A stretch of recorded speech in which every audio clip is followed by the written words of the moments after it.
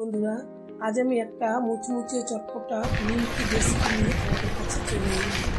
এই নিমকিটি খেতে এত অপূর্ব, অসাধারণ মুচমুচে আর চটপটা কীভাবে আমি তৈরি করলাম তোমরা দেখতে থাকো। দেখলে তোমরা বুঝতে পারবে। পুরোটা কিন্তু তার জন্য দেখতে হবে তোমাদের শেষ পর্যন্ত। আমি এখানে 400 গ্রাম মতো ময়দা নিয়েছি। সেই পরিমাণে আমি একটু জোয়ান নিয়েছি, নুন নিয়েছি, এখানে চিনি গুঁড়ো করে নিয়েছি, কালো জিরে আর সাদা তেল নিয়েছি।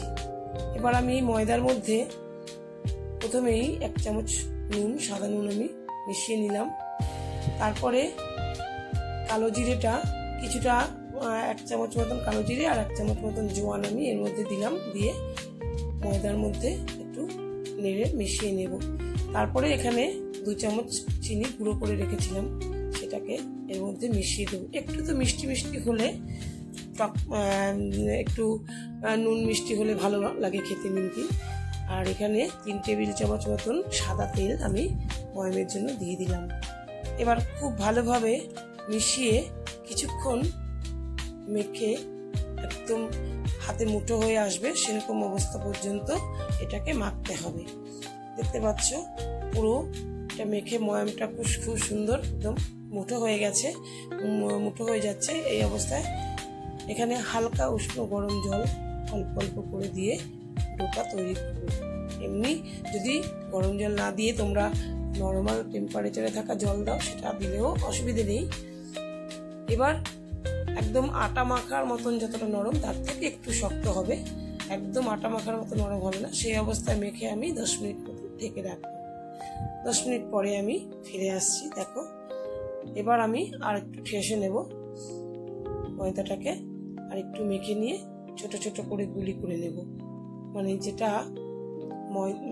আমাদের লুচি করার মতন যতটা সাইজ, তার থেকে বড় সাইজের একটু গুলি করব। কারণ খুব পাতলা করে বেলতে হবে, তো সেক্ষেত্রে বেশি বড় যদি গোলা হয়, এখানে আমি বেলুন চেপে বেলতে অসুবিধা হবে। অতটা পাতলা তাহলে হবে না। এবার দেখো আমি একটু গোলা করে নিয়েছি আর বেলছি। বন্ধুরা, আমি কিচ্ছু দিয়ে বেলবো না, যেহেতু ময়ামটা খুব ভালো করে দিয়েছি। ময়ামটা খুব ভালো করে দেওয়া থাকলে তোমার আটা বা ময়দা বা তেল কিছুই লাগে না। এরকম ভাবে এখন একান্ত যদি কেউ না বেলতে পারো, সেখানে তোমরা তেল বা আটা ময়দা ব্যবহার করতেই পারো। তো আটা ময়দা ব্যবহার করলে কি হয়, ওই তেলের সঙ্গে যখন দেয়া হয়, একটা আটা বা ময়দাগুলো পুড়ে গিয়ে পুড়ে নিচে কেমন কালো কালো হয়ে যায় তেলের মধ্যে। এরকম ভাবে পাতলা ভাবে আমি বেলে নিয়েছি। এবার সরু সরু করে লম্বা করে কেটে নিয়ে এবার কুচো নিমকির শেপ আমি দিয়ে তৈরি করে নেব। দেখো, এভাবে নিমকির শেপ দিয়ে তৈরি করে আমি চাটু থেকে এই ছুরি দিয়েই সুন্দরভাবে এগুলোকে উঠিয়ে নেব। থালার মধ্যে আমি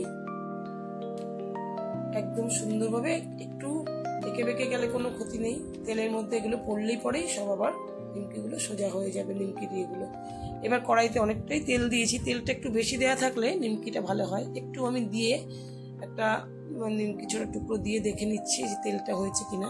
পুরোটাই হয়ে গেছে, দেখেছো ভেসে উঠেছে। এই অবস্থায় আমি অল্প অল্প করে আর কি নিমকি দিয়ে আমি ভেজে নেবো, একসঙ্গে অনেকটা দেবো না।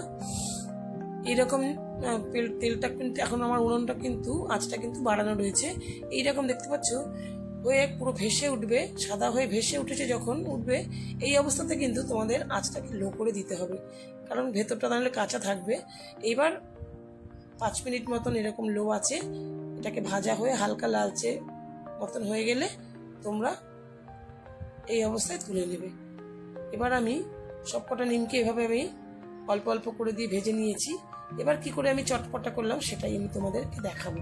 তোমরা কিন্তু দেখো কিভাবে এত সুন্দর চটপটা হলো। আর এই নিমকিটা আমাদের বাড়ির ছোটরা তো আমাদের বারবারই আমার কাছে রিকোয়েস্ট আছে, আসে বাচ্চারা শুধু খেতে চায়, এরকম করে দিতে হয় ওদের বারবারই, এরকম নিমকি ওদের কিছুদিন পরে পরেই করে দিতে হয়, এতটাই ওরা পছন্দ করে।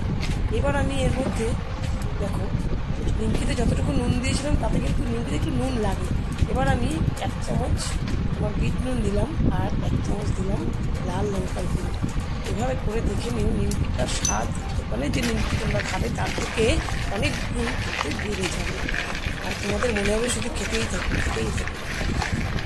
কতটা নিমকি হয়েছে তোমরা এমনি এরকমভাবে 1-2 মাস তোমরা রেখে দিয়ে খেতে পারবে। এইরকমই মুচমুচে থাকবে, কোনো রকম নরম হবে না। কিন্তু দেখো সাউন্ডটা এত সুন্দর হয়েছে তোমরা বুঝতে পারবে। যাই হোক, তোমরা যদি ভিডিওটা এতক্ষণ দেখে থাকো তার জন্য তোমাদের অসংখ্য ধন্যবাদ।